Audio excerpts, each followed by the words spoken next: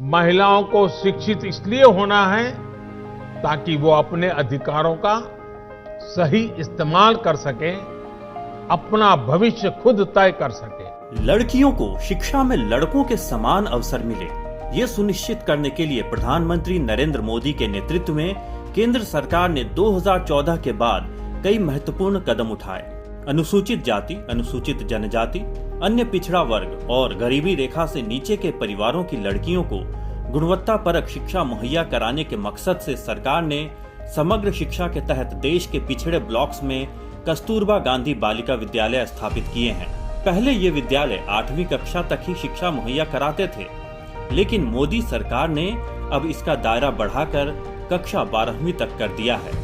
हमारे यहाँ लड़कियों को शिक्षा नहीं दी जाती थी, पर मुझे खुशी है कि मेरी बेटी पढ़ पा रही है। ये इसलिए हो पा रहा है क्योंकि पहले कस्तूरबा गांधी बालिका विद्यालय में छात्रावास 8वीं तक था, पर अब ये 12वीं तक हो गया है और अब मेरी बेटी 12वीं तक पढ़ पाएगी।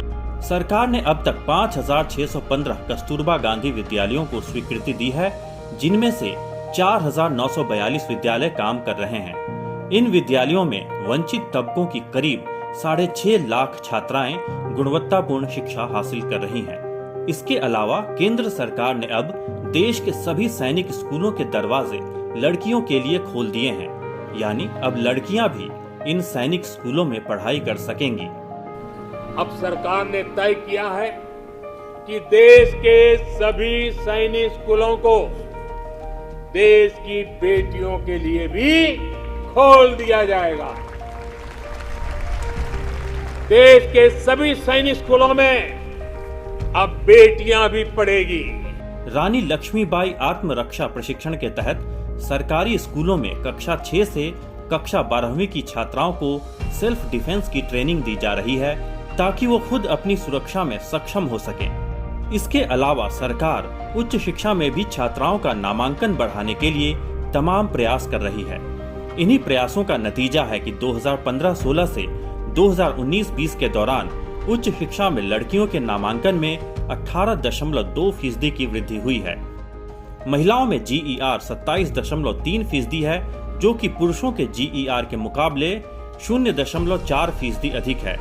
तकनीकी शिक्षा हासिल कर रही लड़कियों को वित्तीय सहायता मुहैया कराने के मकसद से AICTE ने 2014 में प्रगति स्कीम की शुरुआत की। गत 5 वर्षों के दौरान AICTE ने देश भर की हजारों छात्राओं को स्कॉलरशिप दी है, जिनमें पूर्वोत्तर राज्यों और जम्मू कश्मीर के वंचित तबके की छात्राएं भी शामिल हैं। Because of the scholarship, I'll be able to bear my college expenses and buy the study materials required for my respective course. Happy and grateful for this opportunity to utilize this scholarship amount in my studies. 2020-21 के दौरान AICTE ने 7,723 छात्राओं को कुल 38.6 करोड़ रुपए की छात्रवृत्ति की मंजूरी दी। इसके अलावा भारतीय प्रौद्योगिकी संस्थानों में लड़कियों का नामांकन बढ़ाने के मकसद से 2017 में महत्वपूर्ण निर्णय लिया गया। इन प्रतिष्ठित संस्थानों के अंडर ग्रेजुएट पाठ्यक्रमों में लड़कियों का नामांकन बढ़ाकर 2020-21 तक 20% करने का निर्णय लिया गया, जो 2017 में महज 8% था। जाहिर तौर पर लड़कियों की शिक्षा, लैंगिक समानता और महिला सशक्तिकरण प्रधानमंत्री नरेंद्र मोदी की प्राथमिकताओं में सबसे ऊपर है।